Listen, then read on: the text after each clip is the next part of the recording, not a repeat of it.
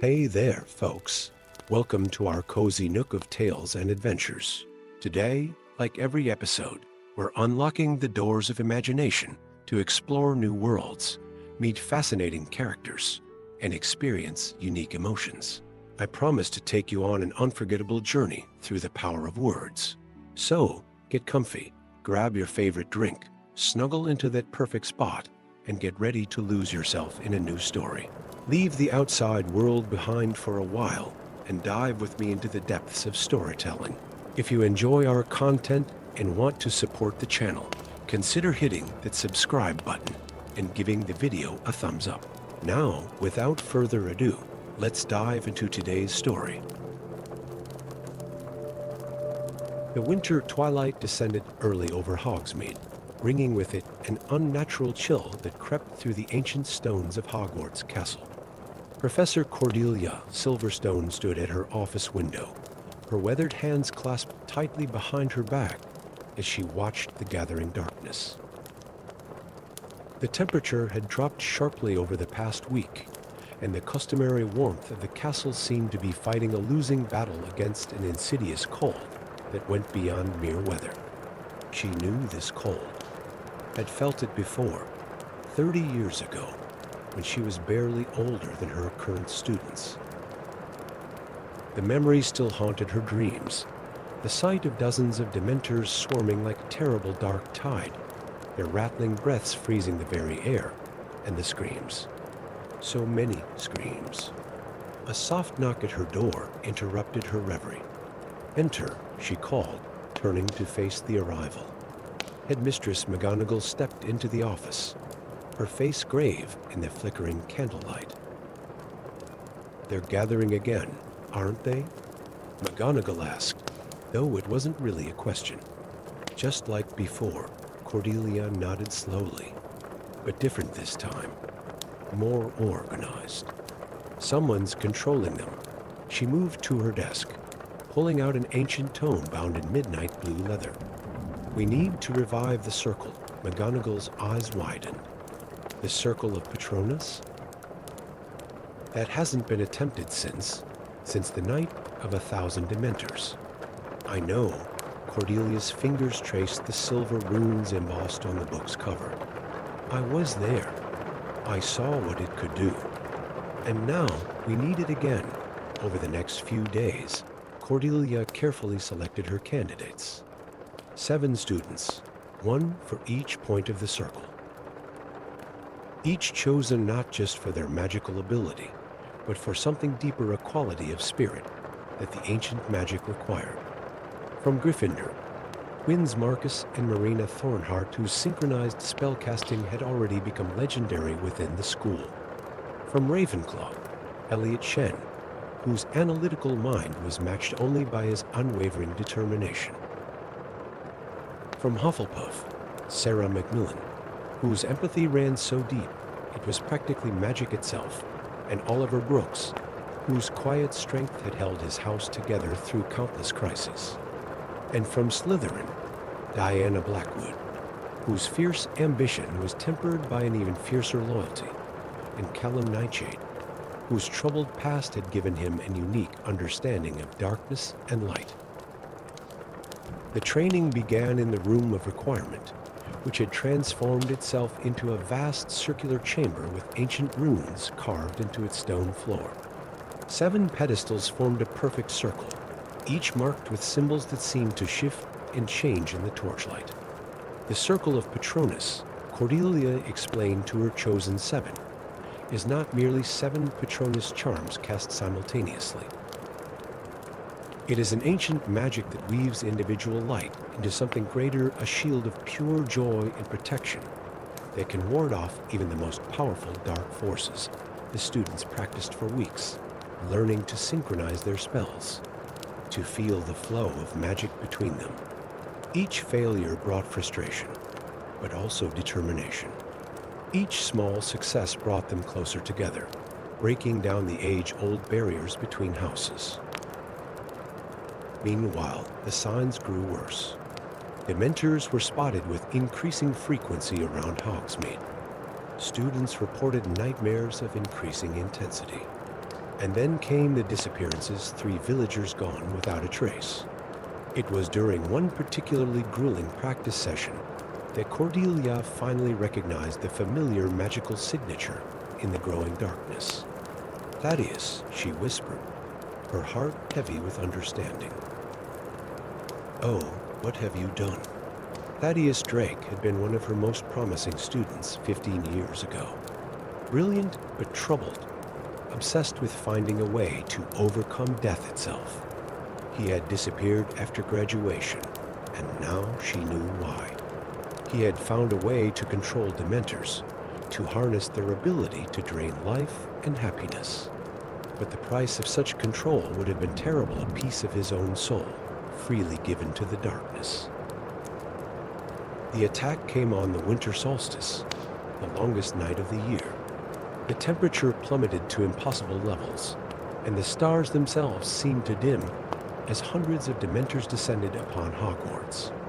At their head flew a figure in robes as dark as the void, wielding a wand that gleamed with sickly light.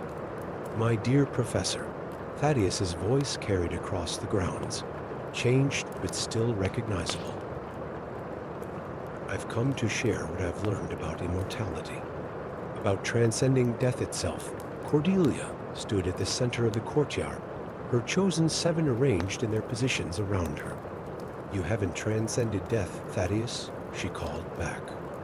"You've merely forgotten how to live. The battle that followed would be spoken of in whispers for generations to come."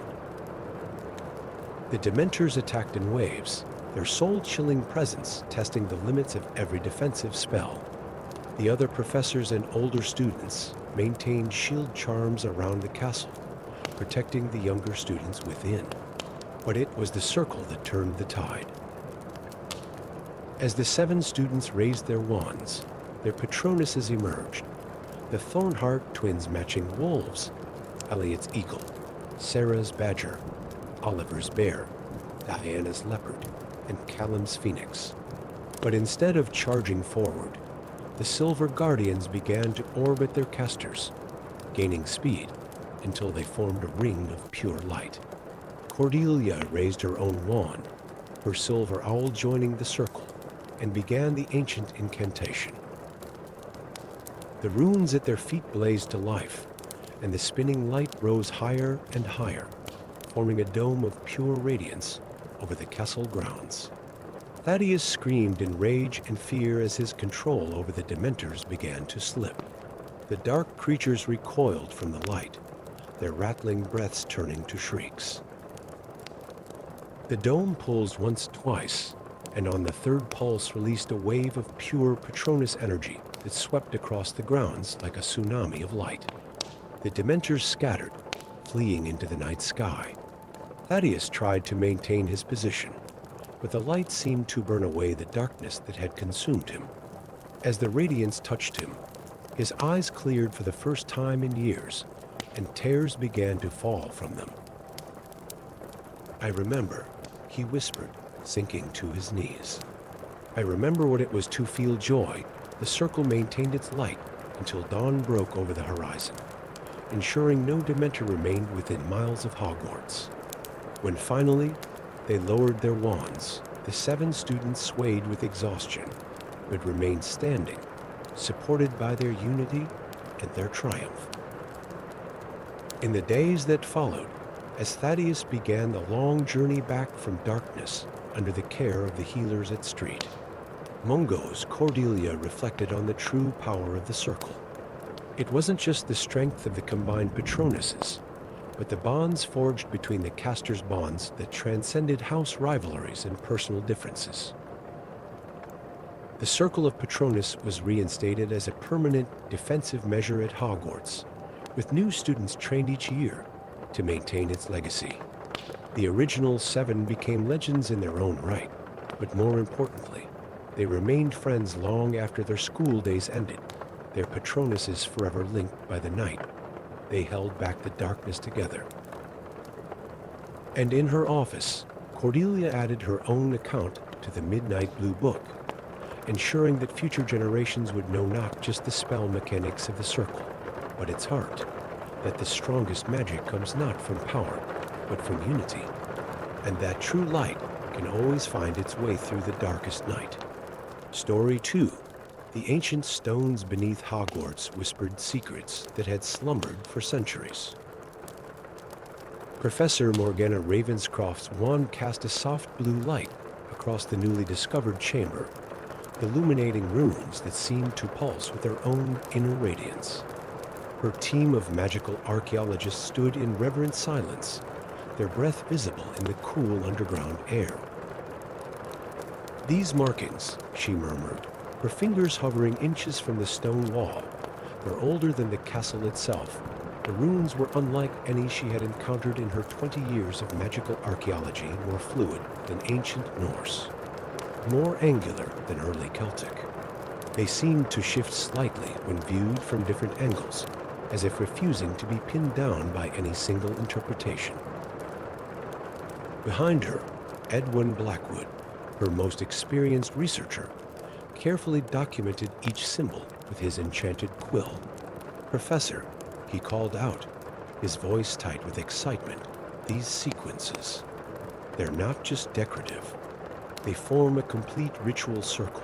Morgana's heart quickened. A ritual circle predating Hogwarts could revolutionize their understanding of British magical history. As she traced the patterns with her wand, making careful notes of each interconnected sequence, a soft vibration began to emanate from the stones. "Everyone, step back," she ordered, but it was too late. The runes flared to brilliant life, their light casting long shadows across the chamber. A deep rumbling shook the foundations of the castle above them, and Morgana felt the ancient magic surge through the very stones beneath her feet. The change began slowly, at first subtle shifts in the castle's architecture that might have gone unnoticed if one wasn't looking for them. But within hours, the transformation became impossible to ignore. Staircases that had moved predictably for centuries now twisted into impossible configurations. Corridors stretched into infinity or doubled back on themselves in ways that defied spatial logic. The very walls seemed to breathe with ancient magic. In the midst of the chaos, a portrait that had hung forgotten in a dusty corner of the dungeon suddenly became crucial. It depicted a wizard in medieval robes, his face bearing the weathered look of someone who had seen too much in a few years. When Morgana approached it, he spoke not in the usual manner of magical portraits, but in urgent, cryptic verses. "I am Edmund Ravenclaw," he announced, nephew to Rowena herself, and one of the first to walk these halls as a student. His painted eyes darted nervously around the corridor. "What you have awakened was meant to stay dormant. Hogwarts was built not just as a school, but as a sealed prison for something the founders themselves feared to name. The castle's transformation accelerated.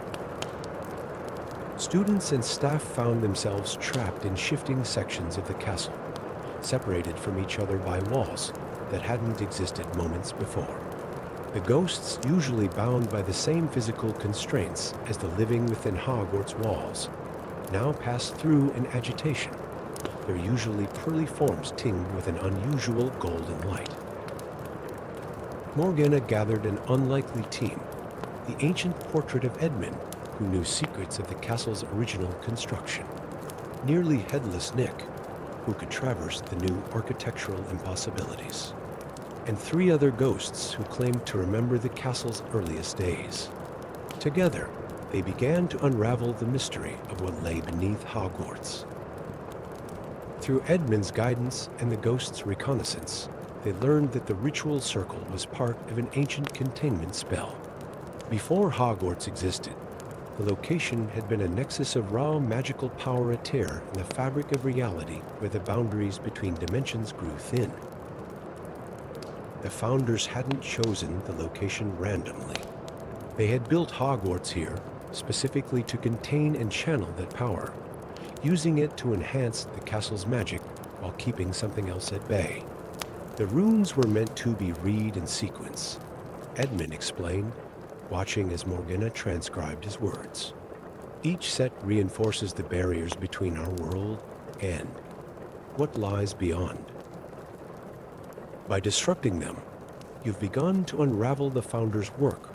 The crisis reached its peak during a particularly dark night, when the castle's great hall ceiling, enchanted to show the sky above, instead revealed a swirling void filled with impossible colors and shapes that hurt the eyes to look upon. Strange whispers echoed through the halls, speaking words that made no sense yet filled listeners with inexplicable dread. Morgana realized that their only hope was to reactivate the original containment spell, but with a terrible catch. The ritual requires 4 anchors, she explained to her team. 4 souls to bind the power in place, just as the 4 founders did. But the anchors must remain. Indefinitely, understanding dawned in the ghostly faces around her. 4 of Hogwarts' oldest ghosts stepped forward, led by nearly headless Nick. "We have walked these halls for centuries," Nick declared, his usually jovial face solemn. "Perhaps this was always our purpose to be here. When the need arose, the ritual was performed as the castle seemed on the verge of complete transformation." In the original ritual chamber, 4 ghosts took their positions at the cardinal points, while Morgana, guided by Edmund's portrait, began the complex incantation that would bind them permanently to the containment spell. The castle shuddered and groaned as ancient magics realigned. The runes blazed with renewed purpose as the ghosts' pearly forms began to shimmer with the same golden light they had exhibited earlier. Slowly, the architectural chaos subsided. Corridors straightened, staircases returned to their normal patterns, and the oppressive sense of wrongness lifted from the castle's stones. The price was high. The 4 ghosts became part of Hogwarts itself, bound eternally to the containment spell. They could still appear and interact with the living, but they were now tied irrevocably to the castle's foundations, their spectral energies feeding the barriers that kept the dimensional tear sealed. In the aftermath, Morgana established new wards around the original ritual chamber, ensuring that the runes could never be accidentally activated again. She spent years documenting everything they had learned, creating a comprehensive guide for future generations of magical archaeologists. The event changed how people viewed Hogwarts ghosts. Students and staff alike came to understand that these spectral residents were not just echoes of the past, but active guardians of the present, their eternal vigilance protecting the school from forces beyond comprehension. Edmund's portrait was moved to a place of honor in the castle's main hall, where he could continue to share his knowledge with future generations. And deep beneath the castle, the ancient runes continued their age-old purpose, their power renewed and strengthened by the sacrificial dedication of 4 noble spirits who chose to become eternal guardians of the boundary between worlds. As for Professor Ravenscroft, she never lost her passion for magical archaeology, but she approached it with new wisdom and respect for the barriers between known and unknown. Sometimes, she would visit the ghost of nearly headless Nick, now bound to his eternal duty, and they would discuss the nature of sacrifice, duty, and the price of protecting the world from things it wasn't ready to understand. Story 3. Starlight streamed through the crystalline windows of the Astronomy Tower, casting prismatic patterns across the ancient loom that Professor Lara Moonwhisper had discovered hidden behind a wall of shifting constellations. Its frame was crafted from a metal that seemed to absorb and reflect light simultaneously, and threads of pure temporal energy shimmered between its beams, weaving the very fabric of time itself. The substitute divination professor traced her fingers along the ethereal threads, feeling the pulse of countless possible futures and pasts beneath her touch. Something was wrong with the pattern's subtle distortions in the weave that shouldn't exist, moments of history being slowly unraveled and rewoven by an unseen hand. As she studied the temporal tapestry, a particular thread caught her eye, one that led to a future where Hogwarts Castle lay in ruins, its grounds scattered with the remains of a battle that had ended very differently from the one she remembered. In this timeline, Harry Potter had never defeated Lord Voldemort because he had never been born at all. Someone was methodically erasing key moments in history, creating a new timeline where the Dark Lord's victory was assured. The changes were subtle, but devastating: a missed meeting here, an altered choice there, each small change rippling forward through time with catastrophic consequences. Elara knew she couldn't face this threat alone. The ancient magic of the time loom required multiple anchors, individuals whose combined talents could stabilize the temporal fluctuations long enough to correct them. She needed students whose abilities complemented each other perfectly, whose very natures resonated with the different aspects of time itself. From Gryffindor, she chose James Potter too, whose innate courage and connection to his family's legacy made him a natural anchor for the past. From Ravenclaw, she selected Luna Scamander's daughter, Arya, whose brilliant analytical mind could unravel the most complex temporal paradoxes. Hufflepuff provided twins Flora and Fauna Longbottom, whose synchronized magic could stabilize the present moment. And from Slytherin came Scorpius Malfoy's son, Orion, whose cunning and ability to adapt made him ideal for navigating possible futures. What you see before you, Elara explained to her chosen few in the hidden chamber, is the time loom of Rowan and Ravenclaw. With it, we can not only see the threads of time, but repair them when they have been tampered with. Someone is trying to change the past, and we must stop them before the alterations become permanent. Training began immediately. The students learned to read the temporal threads, to recognize the difference between natural variations in the timeline and artificial manipulation. They practiced moving through time in small increments, anchoring each other to prevent temporal displacement. Their first mission took them to Godric's Hollow, 38 years in the past, where they had to ensure that Lily and James Potter attended a crucial Order of the Phoenix meeting, a meeting that had been mysteriously erased from their memories by their unseen opponent. The second journey brought them to the Chamber of Secrets, where they discovered attempts to prevent the diary's destruction. The third led them to the Triwizard Tournament, where subtle enchantments threatened to change its outcome. With each mission, the team grew stronger, more coordinated. But they also began to notice a pattern in the manipulation of magical signature that seemed hauntingly familiar to Elara. The truth hit her during their fourth expedition, when they encountered a temporal anomaly that bore the unmistakable trace of her own magic. The manipulator was her future self. The revelation came in the form of a message, woven into the very threads they were trying to repair. Only through darkness can we achieve true light. The victory of the Dark Lord will cleanse our world and rebuild it anew. I have seen it in the furthest threads of time. Her future self had become convinced that Voldemort's victory was necessary for the greater good of the wizarding world. She had spent years studying the time loom, mapping out every crucial moment that led to his defeat, and was now systematically undermining them all. The final confrontation took place in multiple times simultaneously, a temporal battle that stretched across decades of Hogwarts history. As the students fought to maintain the original timeline, Elara faced her future self in the space between moments, their magic clashing in spectacular displays of chronal energy. "You've seen only one possible future," Elara shouted across the temporal void to her corrupted self. "But I've taught these children, watched them grow.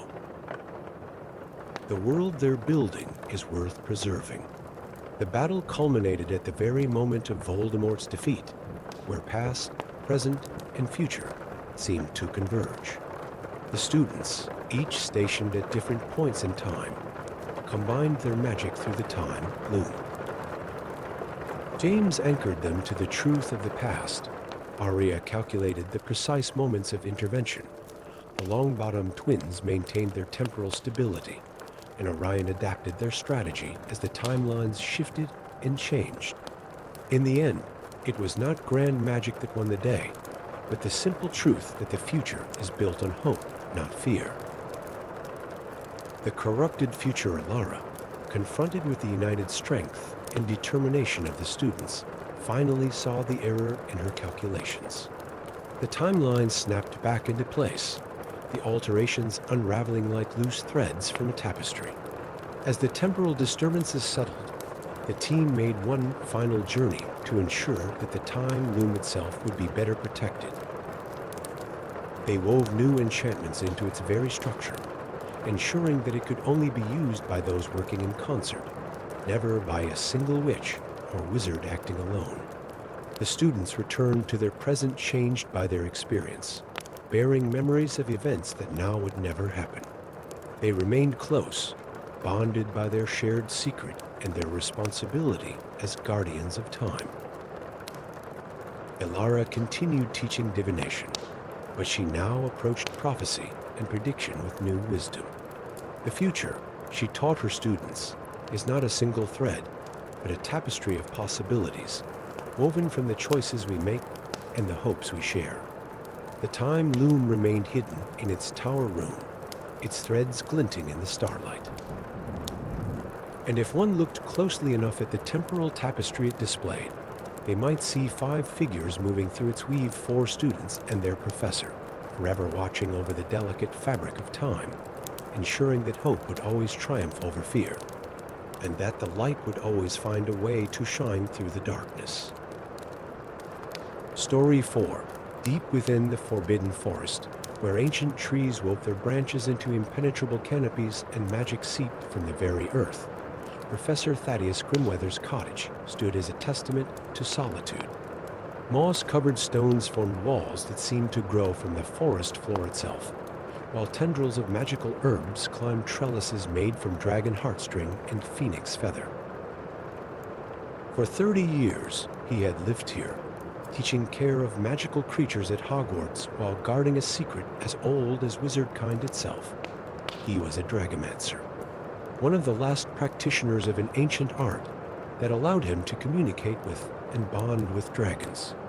It was a gift that had brought him both wonder and isolation, for the modern wizarding world viewed such abilities with suspicion and fear. But on this particular autumn morning, as mist curled through the trees and the first frost crystallized on fallen leaves, Thaddeus felt a disturbance in the magical currents that flowed beneath the Black Lake. Something ancient was stirring in its depths, something that shouldn't have awakened for another 1,000 years. His fears were confirmed when Luna Lovegood's daughter, Artemis, a third-year Hufflepuff with her mother's dreamy perception and her father's pragmatic nature, approached him after class.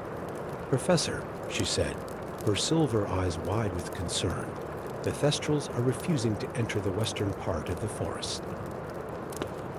And last night, I saw lights moving under the lake's surface." Thaddeus had noticed Artemis's unusual affinity for magical creatures from her first day at Hogwarts. Now, studying her more carefully, he recognized the signs he had been too afraid to acknowledge: the way magical creatures responded to her presence, the subtle shimmer in her aura that only those with dragon sight could perceive. She had the gift. "Miss Lovegood," he said carefully, "what do you know about dragomancers?"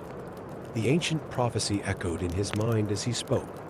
When the sleeping drake stirs beneath the water's dark, 2 must stand as one, or all shall fall to ruin's mark. He had always assumed it referred to 2 dragomancers, but for centuries he had been the only one. Until now. Over the next few weeks, Thaddeus began training Artemis in secret.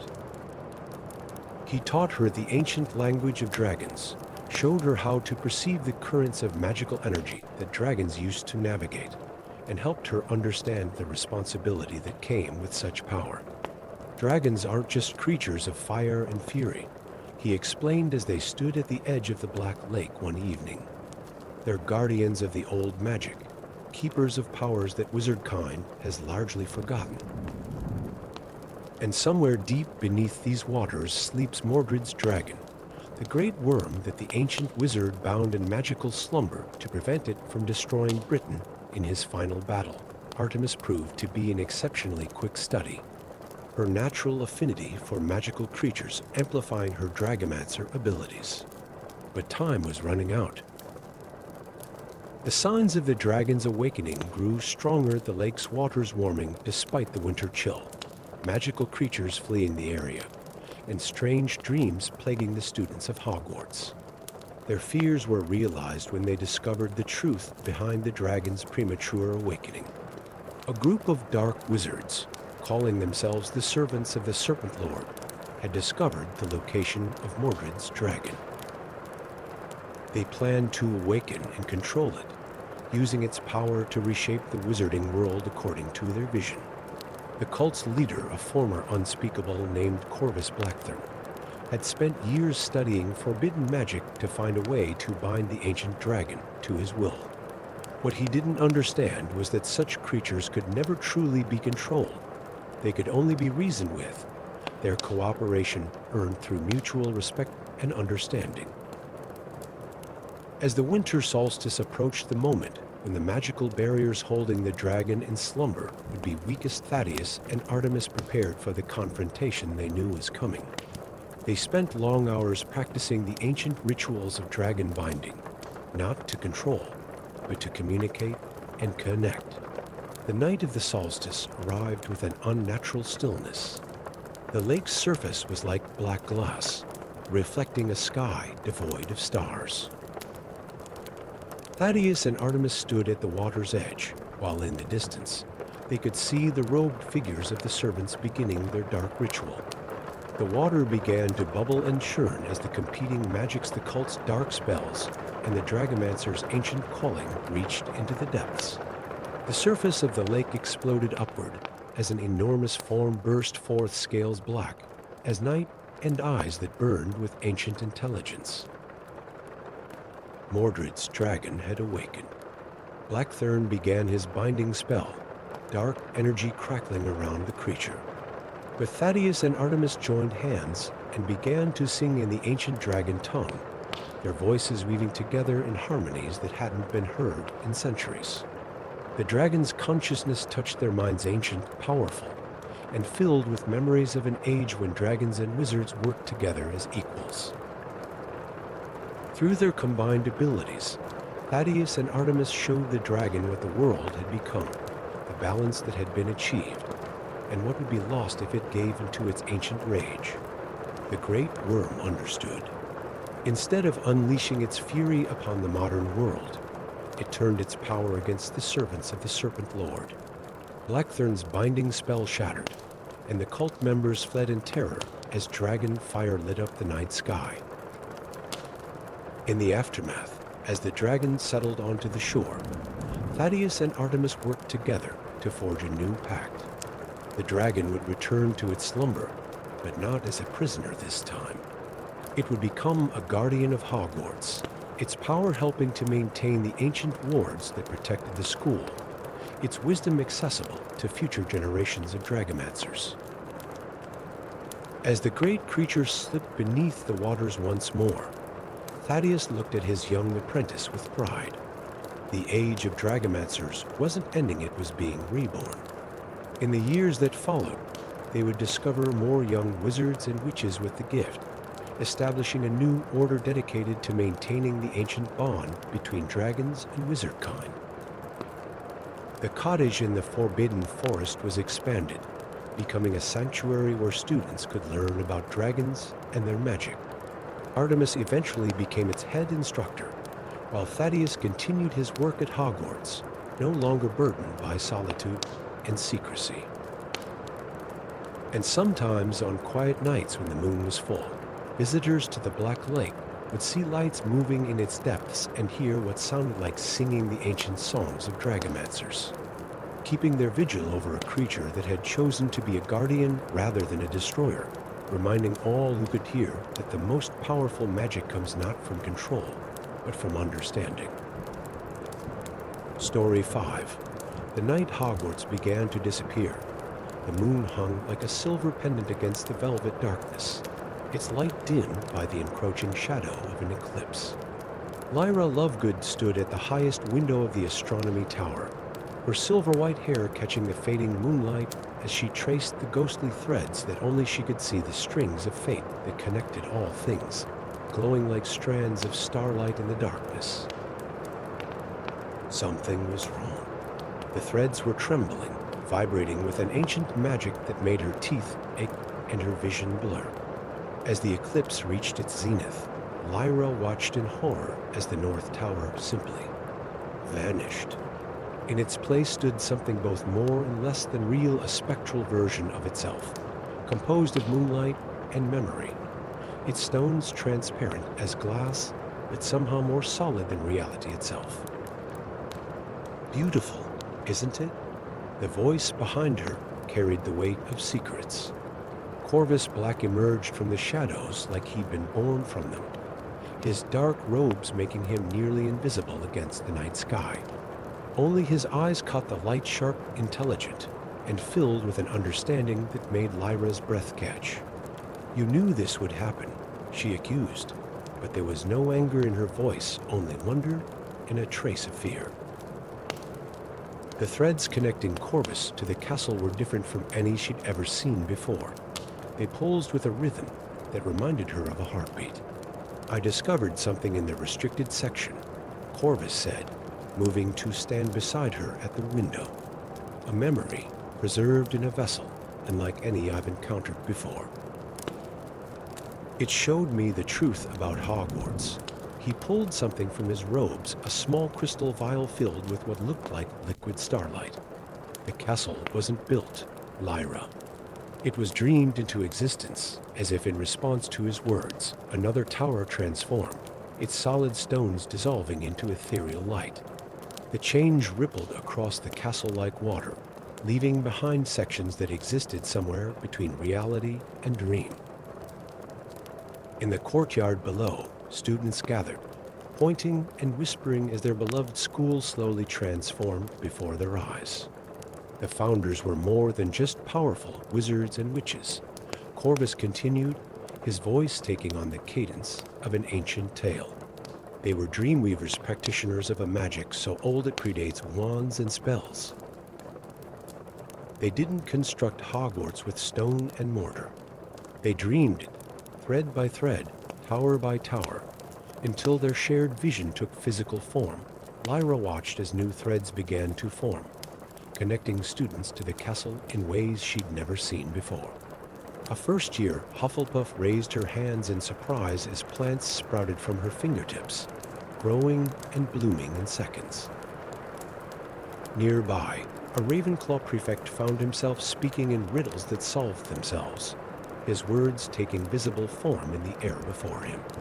"The castle is awakening," Lyra whispered, understanding dawning like the sun after a long night. "And as it wakes, it's sharing the founder's powers with the students." Corvus nodded, his expression both excited and concerned. "But we're not the only ones who've noticed.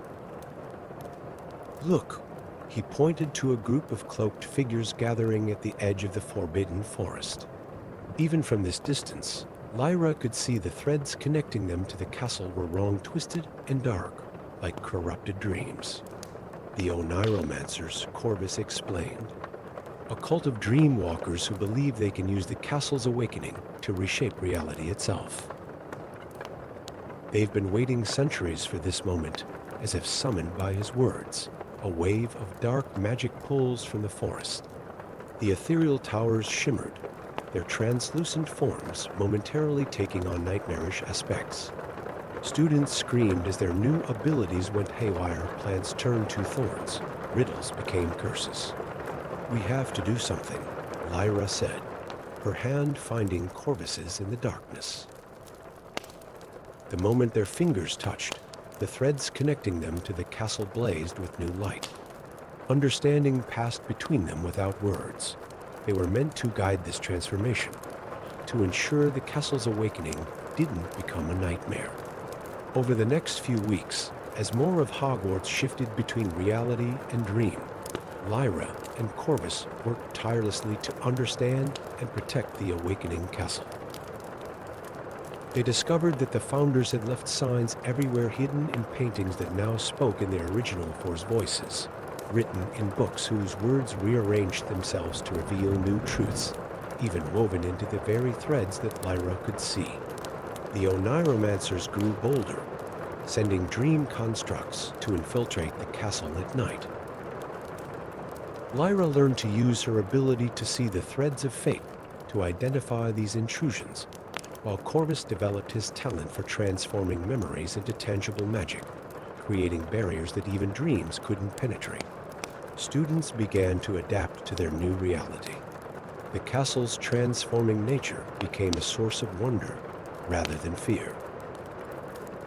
Classrooms shifted to accommodate the lessons being taught, the ceiling opening to the stars during astronomy, walls growing crystalline during potions to better reflect the properties of brewing elixirs. But the final confrontation was inevitable. On the night of the next lunar eclipse, exactly 1 month after the first tower vanished, the Oniromancers launched their assault. They used corrupted dreams to bridge the gap between the forest and the castle, their dark magic seeking to twist the awakening school into a nightmare realm they could control. Lyra and Corvus stood on the Astronomy Tower once more, but this time they weren't alone. Behind them gathered students and teachers, each now connected to the castle in their own unique way.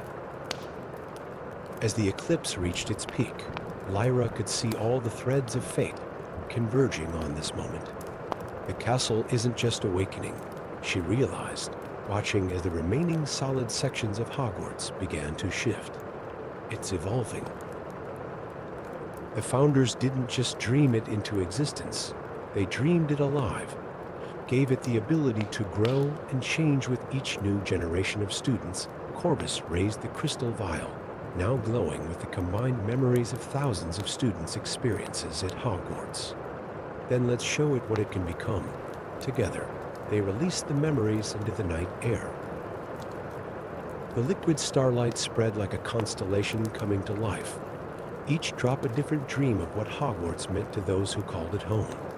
The castle responded, its ethereal form solidifying into something new, neither fully physical nor completely dream, but a perfect balance between the two.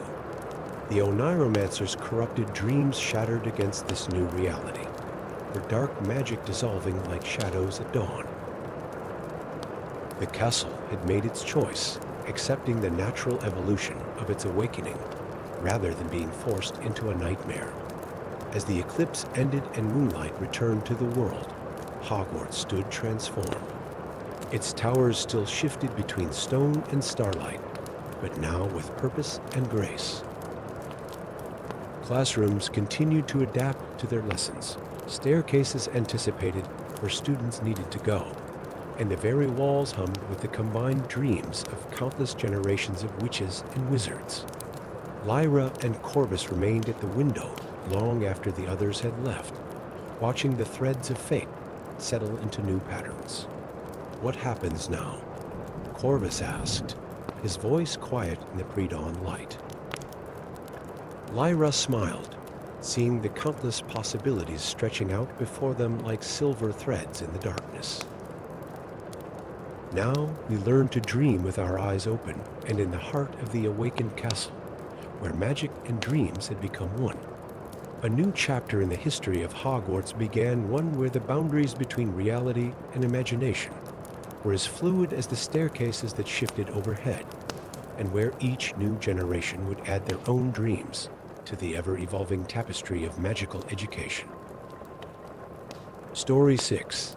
Deep in the bowels of Hogwarts, where the air hung thick with centuries of magical residue, and the walls whispered secrets in forgotten tongues, Cassandra Snape traced her fingers along the damp stone walls.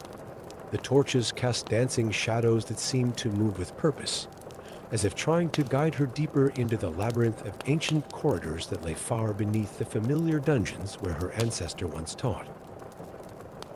Her obsidian eyes, inherited from the legendary Severus Snape himself, caught a glimmer of something unusual, a portrait frame, nearly invisible behind a veil of magical moss that grew only in places of intense magical concentration. As she cleared away the growth with a careful spell, she found herself staring into the piercing eyes of Salazar Slytherin himself, painted with such skill that they seemed to hold real intelligence. At last, the portrait spoke, its voice carrying the weight of centuries. A worthy heir has found her way to me. The painted figure leaned forward, seeming almost to press against the canvas that contained it. Tell me, child of Snape, do you know what truly lies beneath this castle? Before Cassandra could respond, a voice echoed from the darkness behind her. The question isn't what lies beneath, but what flows through it. Marcus Dumbledore emerged from the shadows, his silver-streaked auburn hair catching the torchlight. Despite wearing Gryffindor robes, there was something in his bearing that reminded Cassandra of the portraits she'd seen of Albus Dumbledore, a knowing twinkle in his eye that suggested he was several steps ahead of everyone else. Salazar's portrait smiled, a calculating expression that sent shivers down Cassandra's spine. The boy speaks truth, though he knows not why. The Chamber of Secrets was merely a facade, a distraction from my true work here. The portrait's eyes gleamed. This castle sits upon the nexus of all magical ley lines in the wizarding world. Every school of magic, from Boboxton's to Ilvermorny, draws its power from here, as if in response to his words. The very stones beneath their feet began to pulse with a faint bluish light. Cassandra felt the magic thrumming through the floor, but something was wrong. The rhythm was erratic, like a failing heartbeat. The nexus is failing, Marcus said quietly, pressing his hand against the wall. I've felt it for months now, growing weaker. That's why I came down here. Following the traces of power to their source, Salazar nodded gravely. A curse most ancient has been awakened, one that seeks to drain the nexus dry. Should it succeed, every magical institution in the world will fall. Magic itself will become wild, untamed, impossible to teach or control. Suddenly, the corridor trembled as a magical shock wave rippled through the stones. In the distance, they heard the sound of footsteps and voices, many voices, approaching with purpose. The Aurors, Marcus whispered, his face paling. But not like any you know. They've been corrupted by the promise of power. They believe that destroying the Nexus will free magic from institutional control, giving them unlimited personal power. Cassandra's mind raced, connecting pieces of a puzzle she hadn't known existed until moments ago. The sealed chambers, she said, looking at Salazar's portrait. The ones protected by the Founder's trials, they're not just tests, are they? They're anchors for the Nexus. The portrait's smile widened. Clever girl. 4 chambers, 4 founders, 4 pillars of magical education. Find them, restore them, and the Nexus can be saved. But beware, each chamber will test not just your magical ability, but the very essence of what makes a true wielder of magic. The footsteps grew closer. Marcus pulled out his wand, a strange, ancient-looking thing that hummed with power. We need to move. Now, what followed was a race against time through the hidden heart of Hogwarts. They discovered Helga Hufflepuff's chamber first, hidden behind a wall that only opened to those willing to sacrifice their own magical power to help others. Inside, they found a garden of crystallized magic, its plants withering as the Nexus drained.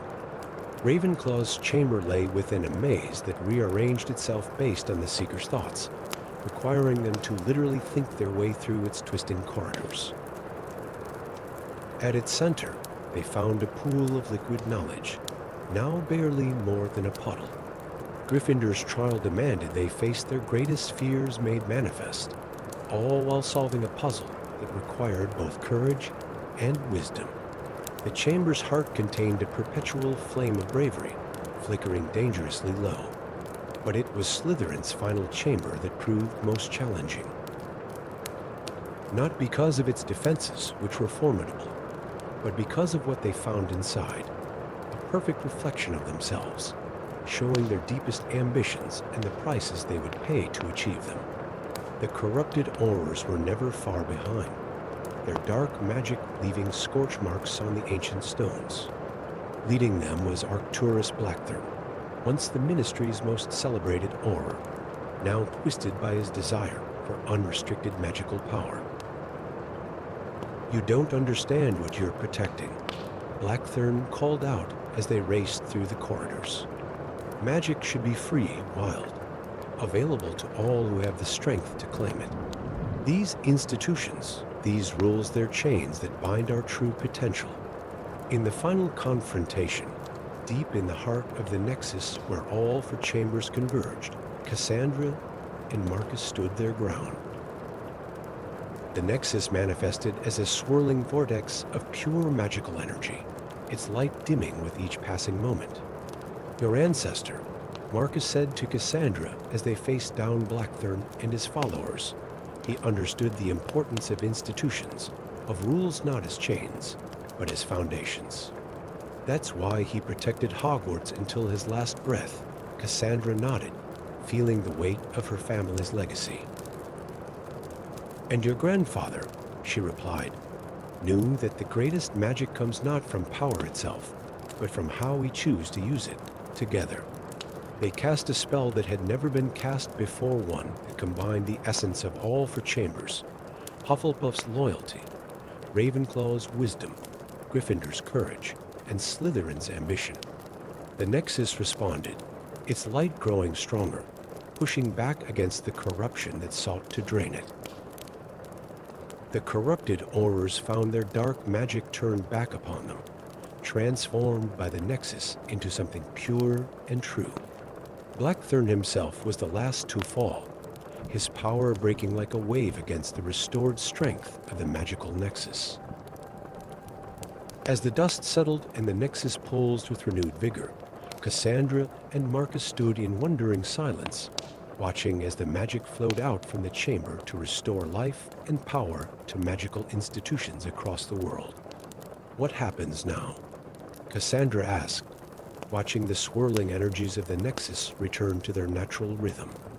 Marcus smiled, his eyes twinkling just like his grandfather's once did. "Now we protect it, teach others about it." After all, he added with a knowing look, someone needs to prepare the next generation of guardians, and deep beneath Hogwarts, the Nexus of all magical power continued to pulse, stronger than ever. Protected by those who understood that true magic lies not in unlimited power, but in the wisdom to know how to use it well.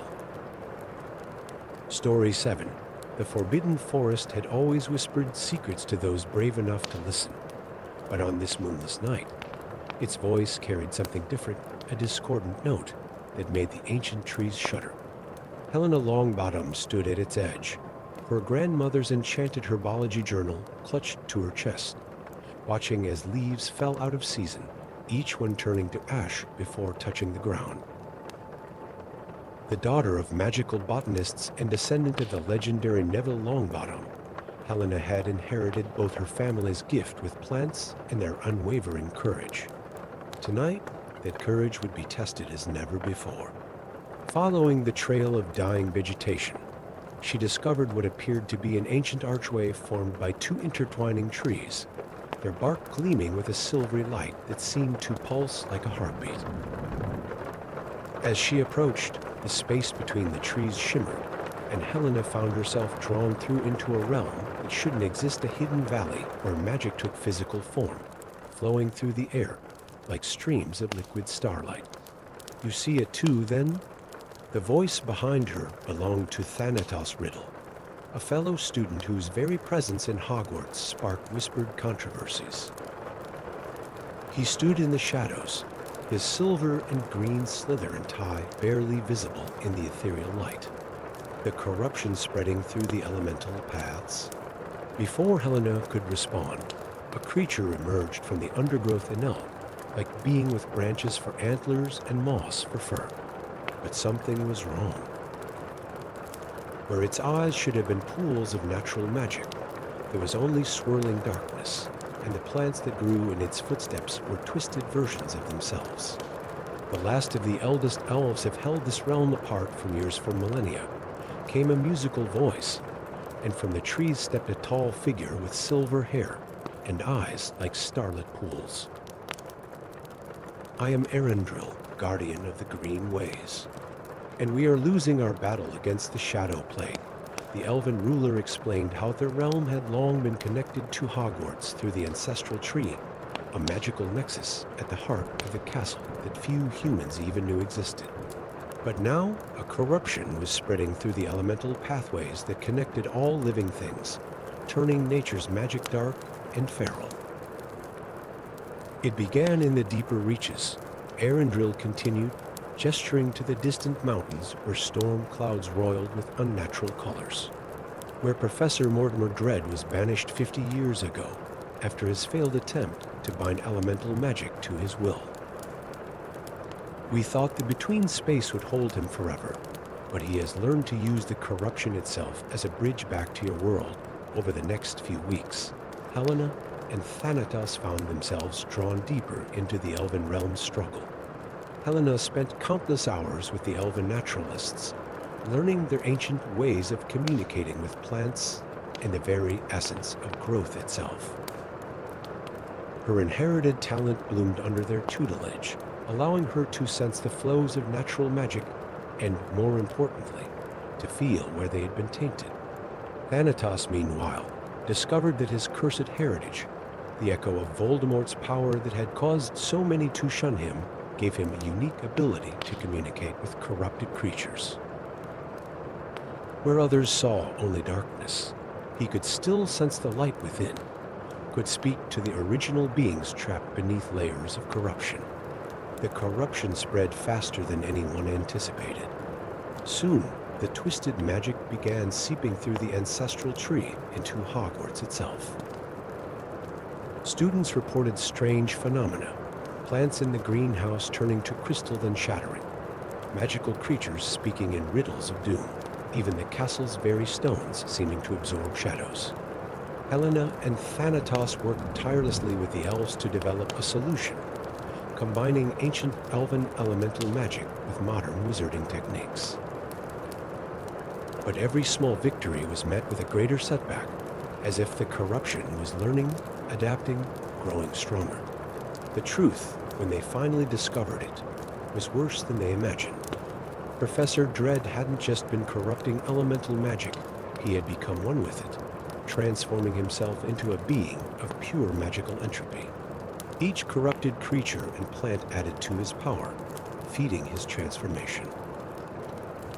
The final battle came during the winter solstice, when the barriers between realms grew thinnest. Dread launched his assault on both Hogwarts and the Elven realm simultaneously, his corrupted army pouring through tears in reality. In the chaos of battle, Helena and Thanatos found themselves at the foot of the ancestral tree, its mighty branches now streaked with veins of darkness. Around them, students and elves fought side by side against waves of corrupted creatures, while in the sky above, Professor Dread's transformed, being blotted out the stars themselves. The tree, Helena gasped, placing her hand against its ancient bark.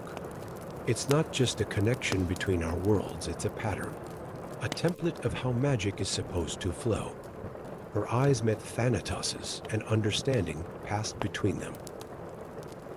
Together, they began to work magic unlike any taught at Hogwarts or known to the elves. Helena channeled the pure essence of growth and renewal, while Thanatos used his unique connection to the corrupted creatures to call to their true natures. The ancestral tree began to glow with renewed power, its light spreading out in waves that restored the natural flow of elemental magic.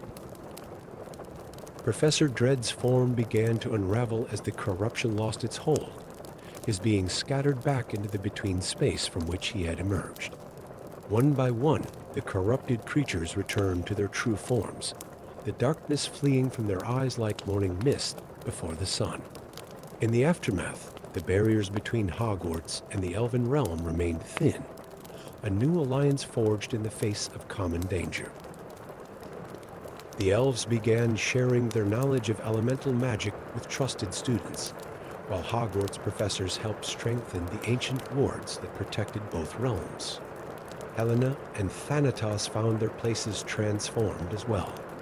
She became a bridge between the worlds, her understanding of both magical traditions, making her invaluable in maintaining the new harmony. He, finally free from the shadow of his ancestry, devoted himself to healing those touched by dark magic, his unique gift now seen as a blessing rather than a curse. And in the heart of the forbidden forest, the archway between realms remained, its silvery light now strong and steady, a reminder that sometimes the greatest magic comes not from power or ancient knowledge, but from the courage to reach across boundaries and trust in the light within all things. Story 8. The Astronomy Tower of Hogwarts pierced the night sky like an ancient spear, its weathered stones gleaming beneath a tapestry of stars that seemed unusually bright and restless. Aurora Blackthorn stood at its highest window, her divination instruments scattered around her feet, all pointing to impossible readings. The stars were moving not in their usual slow dance across the heavens, but with purpose, as if rearranging themselves into a warning she couldn't quite read. The leather-bound grimoire she discovered in a forgotten corner of the restricted section lay open before her, its pages crackling with ancient magic. The book had called to her, quite literally, whispering her name in the darkness, until she found it hidden behind a false shelf, protected by wards that had dissolved at her touch. Interesting choice of reading material, Blackthorn. The voice made her spin around, wand raised instinctively. Sebastian Malfoy emerged from the shadows, his platinum hair almost luminescent in the starlight. Though I suppose it was only a matter of time before the grimoire found its way to you, before Aurora could demand an explanation. The stars above them flared brilliantly, and a constellation Draco began to pulse with an inner light that cast shadows across the tower floor. The grimoire's pages turned by themselves, settling on an illustration of dragons woven from starlight, their forms both beautiful and terrible. "It's starting," Sebastian said, his usual arrogance replaced by something closer to awe, the millennial alignment. Just as Merlin foresaw, the grimoire revealed a truth that shook the foundations of magical history. The dragons of legend hadn't been hunted to extinction or driven into hiding. They had been bound to the very stars themselves by Merlin, transformed into constellations to prevent them from destroying the world in their endless wars. But every 1,000 years, the stars aligned in a way that weakened their celestial prison. My family's reputation for darkness was a carefully crafted facade, Sebastian explained as they pored over the ancient text. We're not the villains of the story where the guardians Merlin chose to watch the seals. To ensure the dragons remain bound when the alignment comes, they had 3 lunar cycles before the alignment reached its peak. In that time, they needed to find 4 sacred relics hidden within Hogwarts itself, objects of power that could reinforce the weakening seals. But they weren't the only ones who knew of the impending release. A secret society called the Stellar Covenant had infiltrated the school over generations, placing sleeper agents among the students and staff. They believed that releasing the stellar dragons would usher in a new age of unlimited magical power, regardless of the destruction it might cause. Aurora and Sebastian raced against time, searching the castle's most dangerous and forgotten spaces. In the Chamber of Secrets, they found Slytherin's astrolabe, an artifact that could track the movement of celestial bodies with impossible precision. The Room of Requirement yielded Ravenclaw's stellar compass, which pointed not north, but toward sources of cosmic power. Deep beneath the Black Lake, in a cavern that could only be reached during the new moon, they recovered Hufflepuff's moonstone, a gem that absorbed and stored starlight itself. And finally, in the highest reaches of the castle, where the very air crackled with ancient magic, they found Gryffindor's solar sword, its blade forged from a fallen star. But with each relic they recovered, the Stellar Covenant grew bolder in their attempts to stop them. The Society's agents revealed themselves. Students Aurora had considered friends, professors she had trusted, all working to sabotage their efforts. The worst betrayal came from Professor Vector, the astronomy teacher, who had spent years plotting to use the alignment for her own ends. As the final alignment approached, the sky above Hogwarts became a battlefield. The stellar dragons began to stir in their celestial prison, their forms becoming more distinct with each passing night. Their movements created auroras of impossible colors, and their distant roars echoed in the dreams of every student in the castle. The Stellar Covenant launched their final assault during the new moon, when the castle's celestial defenses were at their weakest. Led by Professor Vector, they sought to destroy the relics before they could be used to reinforce the seals. The battle raged through Hogwarts halls and towers, with spells lighting up the night like falling stars. Aurora's gift for divination proved invaluable, allowing her to anticipate the Covenant's movements and counter their strategies. Sebastian revealed the full extent of his family's secret knowledge, wielding ancient magic that hadn't been seen since Merlin's time. The final confrontation took place atop the Astronomy Tower as the alignment reached its peak. The stellar dragons were now clearly visible, their crystalline forms stretching across the entire sky, straining against bonds that had held them for a millennium. "You don't understand what you're preventing," Professor Vector cried as she dueled both Aurora and Sebastian simultaneously. The dragon's power could revolutionize magic itself. "We could reshape reality. Some powers aren't meant to be unleashed," Sebastian replied, his wand moving in complex patterns as he began the sealing ritual. "Some barriers exist for a reason." Aurora positioned the 4 relics at cardinal points around the tower's edge, each one resonating with the others to create a matrix of pure magical energy. As she began to channel power through them, she saw the truth of what Merlin had done. The stellar dragons weren't just prisoners. They were guardians themselves, transformed to protect the world from an even greater threat that lurked between the stars. The ritual reached its climax as the alignment became perfect. For a moment that seemed to stretch into eternity, Aurora felt the full weight of the stellar dragon's consciousness touch her own. She saw through their eyes, understood their willing sacrifice, their eternal vigil against horrors from beyond the void. The seals snapped back into place with a sound like thunder, reinforced by the power of the relics and the combined will of Aurora and Sebastian. The dragons settled back into their celestial patterns, their forms once again becoming mere arrangements of stars to most observers. In the aftermath, as the Stellar Covenant's members were taken into custody by the Ministry of Magic, Aurora and Sebastian found themselves bound by something stronger than their shared secret. They became the next generation of guardians, tasked with protecting not just the knowledge of the stellar dragons, but the very barrier between worlds that kept humanity safe.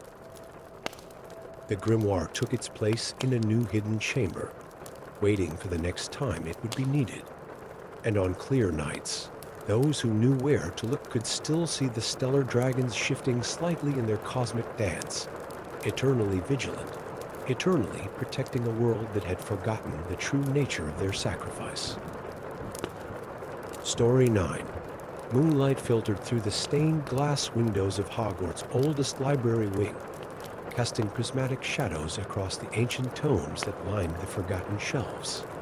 Aurora Blackthorn's wand tip glowed with a soft blue light as she traced her fingers along the spines of books that hadn't been touched in centuries.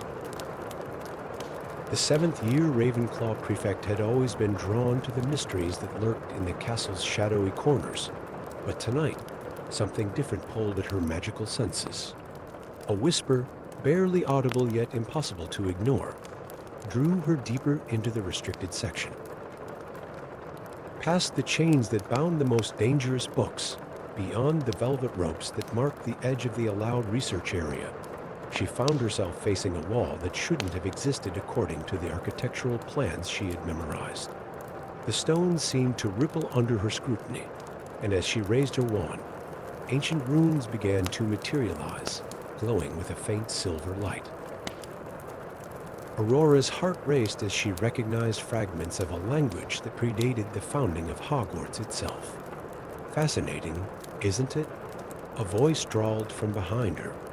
Aurora spun to find herself face to face with the silvery form of Edmund Ravenclaw's ghost, a notorious figure who had been accused of betraying the school's secrets to dark wizards centuries ago. His spectral form carried an air of aristocratic dignity, despite the chains that bound his spirit to the library. These walls guard secrets that even the founders feared to speak of openly. Edmund continued, his transparent eyes fixed on the glowing runes. Perhaps it's time they were brought to light by the right person.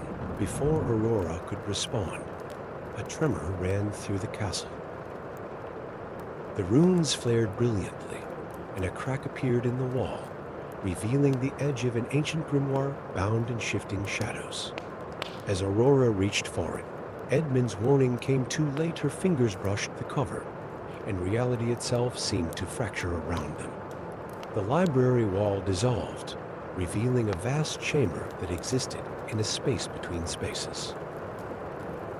Floating islands of stone drifted in a void filled with swirling colors that hurt the eyes to look upon directly.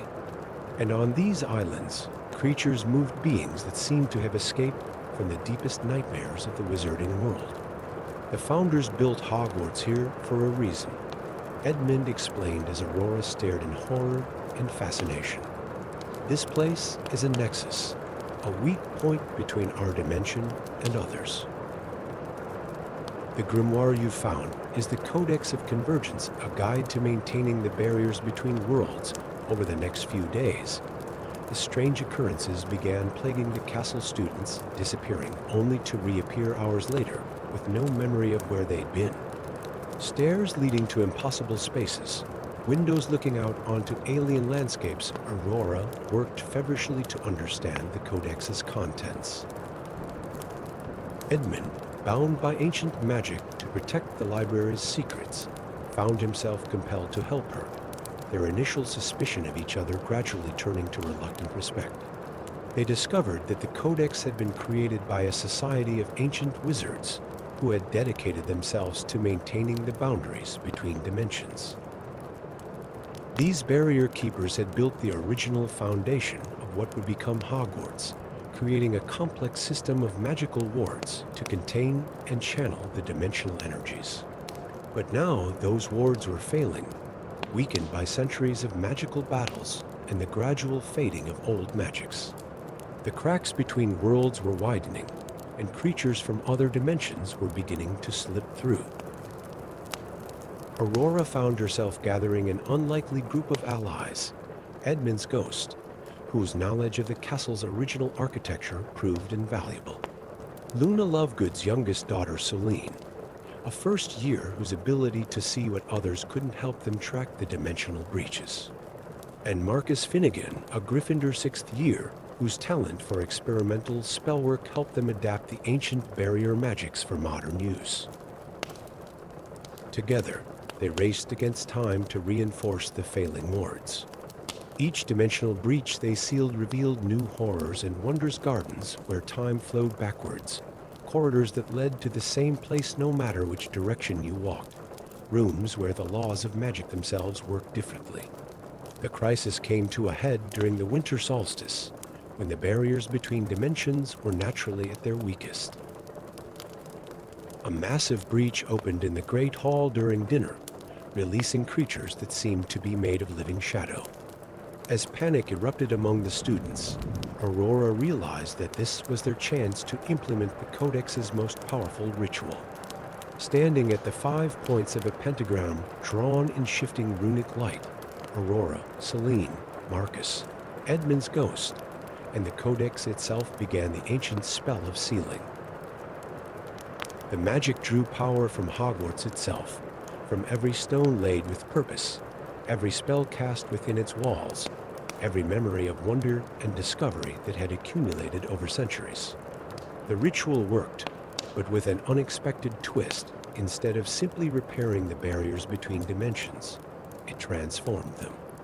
Hogwarts became not just a school, but a conscious guardian of the boundaries between worlds. The castle's famous moving staircases and shifting rooms were no longer random, but purposeful, actively working to seal breaches as they formed. In the aftermath, Aurora was appointed to a new position, guardian of forbidden secrets, tasked with maintaining the Codex and training future generations to understand and maintain the dimensional barriers. Edmund's ghost was finally freed from his chains, his centuries of guard duty transformed into a role as advisor and teacher. The library's restricted section was expanded to include a new wing, hidden from casual view, where students with the right abilities and determination could learn about the true nature of their school and the vital role it played in maintaining the stability of their world. Years later, students would whisper stories about Aurora Blackthorn, the witch who discovered that Hogwarts was more than just a school of magic. It was a fortress protecting our reality from what lay beyond. They spoke of the ghost who found redemption in helping protect the very secrets he had once been accused of betraying.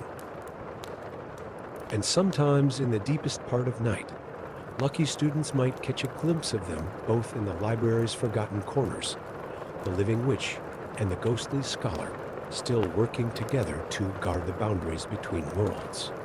The Codex of Convergence remained, its secrets now protected not by chains and locks, but by the wisdom to know that some knowledge must be earned through dedication and understanding. And Hogwarts itself continued its vigilant watch, its moving staircases and shifting rooms a constant reminder that magic holds more mysteries than any one witch or wizard could ever fully comprehend. Story 10. Midnight struck in Hogwarts School of Witchcraft and Wizardry, and the castle held its breath. 1,000 years of magic had led to this moment, as countless enchanted hourglasses throughout the castle began to chime in perfect harmony.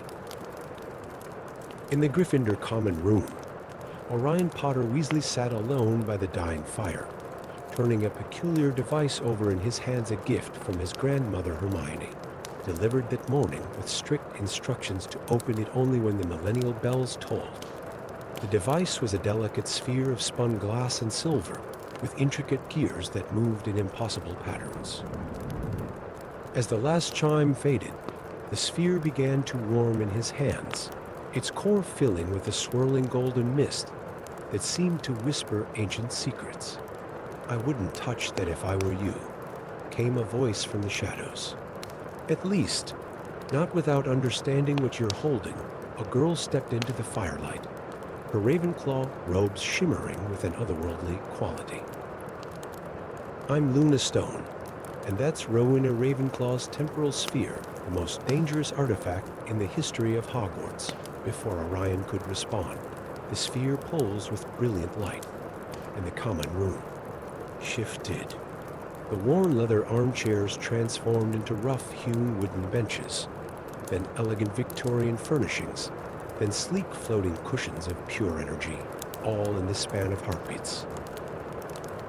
Through the windows, he could see the grounds of Hogwarts cycling through seasons and centuries like pages in a flipbook. "The sphere doesn't just show time," Luna explained, her voice urgent. "It weaves it. Rowena created it to bind the 4 fundamental timelines of Hogwarts together: the founding age, the Victorian era, our present, and the future age. But something's gone wrong. The timelines are unraveling, and if we don't stop it, Hogwarts will cease to exist in all eras simultaneously." As if to punctuate her words, a terrible cracking sound echoed through the castle. Through the window, they watched in horror as the Astronomy Tower began to fade from existence, becoming transparent as glass before vanishing completely. The next few days became a desperate race through time as Orion and Luna learned to navigate the sphere's powers. They discovered that each era of Hogwarts held pieces of a greater puzzle. In the founding age, they found Rowena's original workshop, where centuries-old enchantments still crackled in the air. The Victorian era revealed a network of temporal anchors hidden within the castle's architecture. Their own time provided the theoretical understanding needed to grasp what was happening, while the future age offered technological solutions they'd never imagined possible. But with each jump through time, they found more signs of decay. Entire sections of the castle were vanishing, and with them, generations of magical knowledge and tradition. Worse, they weren't alone in their temporal travels. Dark figures stalked them through the time streams, the chronophages, creatures that fed on distorted time itself, growing stronger as the timelines weakened. They found unexpected allies in each era. A young Godric Gryffindor still learning to master his legendary sword. A Victorian-era apprentice named Artemis Black, whose experimental spells combined magic and mechanics in revolutionary ways. And in the future, they met Celeste McGonagall, a techno-mage who could manipulate pure magical energy with a wave of her hand. Together, they began to understand the true nature of their enemy. The chronophages weren't just feeding on the temporal distortions, they were being controlled by someone. Rowena Ravenclaw herself, or rather, a version of her splintered across all four timelines, driven mad by her own creation. I saw too much. The ancient witch's voice echoed through the temporal void. Every possible future, every past that could have been. The weight of infinite knowledge. It changes you. Her form shifted between times, sometimes young and vibrant, sometimes ancient and withered, sometimes transformed by future magics into something barely human. The final battle took place in a moment between moments, where all four versions of Hogwarts existed simultaneously. Orion wielded the temporal sphere while Luna, revealing herself to be far more than a simple student, channeled raw magical energy through the time streams. Their allies from each era fought back waves of chronophages as they worked to heal the fractured timelines. The sphere was never meant to bind the timelines, Luna shouted over the temporal maelstrom. It was meant to help them flow naturally, to allow Hogwarts to grow and change while maintaining its core identity. Understanding dawned on Orion. Using his inherited talent for defense against the dark arts and his grandmother's gift for complex magic, he began to work with the sphere rather than trying to control it. The device responded, its golden mist expanding to fill the temporal void. Instead of forcing the timelines back together, they allowed them to resonate naturally, like harmonious notes in a cosmic chord. The chronophages, deprived of temporal discord to feed upon, began to fade. The splintered versions of Rowena, finally understanding the error of trying to control time itself, merged back into a single being, finding peace at last. When the temporal storm cleared, Hogwarts stood whole once more but changed. While the four main timelines remained distinct, there were now subtle connections between them. Students occasionally glimpsed scenes from other eras in empty classrooms. Ghosts from different time periods could converse with each other. Knowledge and discoveries flowed more freely between the ages, allowing magic to evolve in new and wonderful ways. Orion found himself keeper of the temporal sphere, though it no longer held the same danger. Instead, it served as a reminder that Hogwarts' greatest strength lay not in rigid preservation of the past or blind pursuit of the future, but in the harmonious flow of magic through time itself. Luna revealed her true identity as a temporal guardian, one of many who watched over the natural progression of magical history. She offered to teach Orion the arts of temporal magic, noting that his unique heritage, combining the practical courage of the Weasleys with the adaptable power of the Potters, made him ideally suited to help maintain the delicate balance between ages. And in the highest tower of Hogwarts, now restored and strengthened, 4 hourglasses continued to mark the passage of time, not just in one direction, but in the complex dance of past, present, and future that had always been the true magic of Hogwarts School of Witchcraft and Wizardry.